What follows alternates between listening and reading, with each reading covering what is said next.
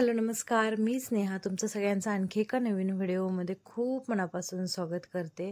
तर हा व्हिडिओ आहे हरतालिकेच्या दिवशीचा आणि साधारण 10:30-11 वाजता मी पूजा करायला सुरुवात केली होती। पूजेसाठी लागणारं सगळं साहित्य मी आधी जमा करून आणलं बाहेरून आणि मग सगळं एकत्र झाल्यानंतर मग पूजा करायला सुरुवात केली। आणि एकाच पाटावर पूजा मांडणार होते, कारण मी माझीच पूजा मांडणार होते। आत्या आजारी होत्या त्यामुळे त्यांनी पूजा नाही मांडली आणि मग उठल्यानंतर याच पूजेला हळदी कुंकू वगैरे वाहून त्यांनी अशी पूजा केली। आणि हरतालिकेच्या दिवशी आज पहिल्यांदा असं झालं की मी उपवास नव्हता धरलेला, कारण आजारी होते। कालच 2 सलाईन घेऊन आले होते आणि त्यात इतका वीकनेस होता, मेडिसिन पण होत्या, त्यामुळं मी उपवास नव्हता धरला। म्हटलं उपवास नाही धरायचा पण ॲटलिस्ट पूजा वगैरे तरी मांडूत, म्हणून मग पूजा मांडून घेतली।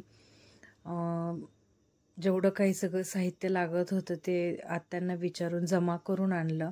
आणि आधी मी म्हणजे आत्ता राज झाल्यापासून माझे हे उपवास गेले, नाहीतर मी आधी राज होण्याच्या आधीपर्यंत मी महाशिवरात्र आणि हरतालिका निर्जला उपवास करायचे। मी निर्जला म्हणजे पाणी पण घ्यायचं नाही, काहीच नाही खायचं, फळ नाही, साबुदाणा नाही, काहीच नाही, पाणी पण नाही, अशी महाशिवरात्र आणि हरतालिका हे 2 मी निर्जला उपवास केलेले।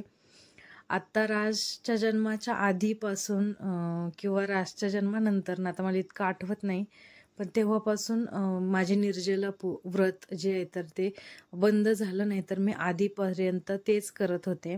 आणि मध्यरात्री कॅलेंडरमध्ये मुहूर्त दिलेला असतो त्याचा, तर त्यावेळेला मग आपण देवासमोर एक गोड नैवेद्य दाखवून पाणी फिरवून आपण आपला उपवास सोडू शकतो। हरतालिकेचा पण आणि महाशिवरात्रीचा पण मध्यरात्री 12च्या आसपास दिलेला असतो तो मुहूर्त कॅलेंडरमध्ये, तर त्यावेळेला मग तो उपवास सोडला जायचा।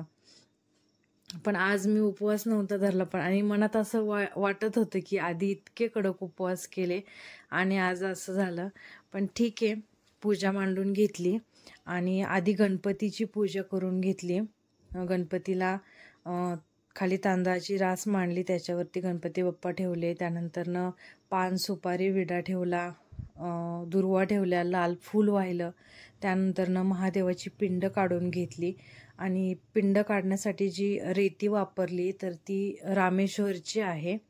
आत्ता फेब्रुवारी महिन्यामध्ये आत्यान त्या गेल्या होत्या रामेश्वरला, तर तिकडनं त्यांनी आणली ती आणि मग त्याचीच मी पिंड काढली महादेवाची। त्याच्यावरती पांढरे फुलं वगैरे वाहिले, फळं वाहिले, त्यानंतर पान सुपारी नाणं हे पण सगळं मांडलं।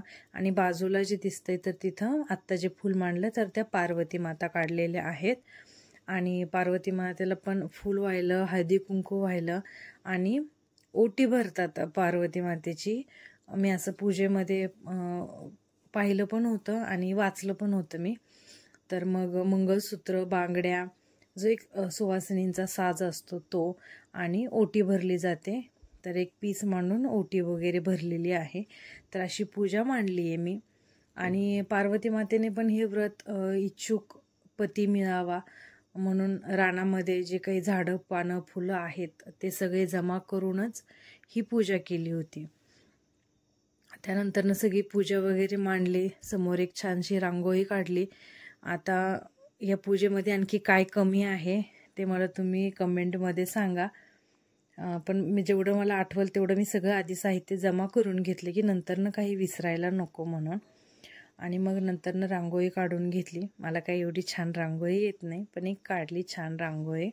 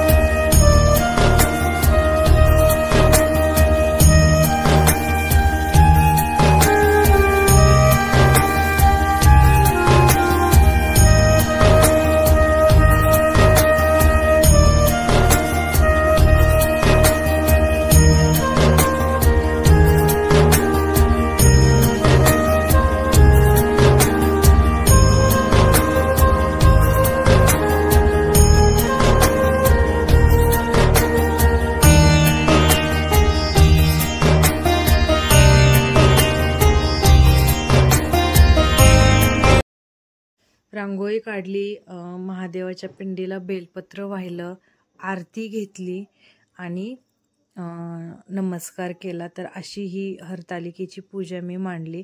आता ह्याच्यामध्ये काय कमी जास्त झालं मला ते कमेंटमध्ये सांगा. आणि आत्यांनी पूजा नव्हती मांडली, तर मग त्यांनी उठल्यानंतर ह्यालाच हळदी कुंकू वगैरे वाहिलं आणि नमस्कार केला. कारण ज्याची त्याची पूजा ही ज्याने त्यांनी करावी असं मी वाचलं होतं. त्यामुळं मग मी फक्त इथं माझीच पूजा मांडली. तर हा होता हरतालिकेच्या दिवशीचा व्हिडिओ. तर हा व्हिडिओ तुम्हाला कसा वाटला मला कमेंटमध्ये नक्की सांगा. चॅनलवरती अजून नवीन असाल, चॅनलला अजून सबस्क्राईब केलं नसेल तर नक्की सबस्क्राईब करा, म्हणजे येणाऱ्या अशा छान नवीन व्हिडिओचे नोटिफिकेशन तुम्हाला मिळत राहतील. तर चला भेटूया अशाच एका आणखी छान नवीन व्हिडिओमध्ये. तोपर्यंत बाय बाय, टेक केअर.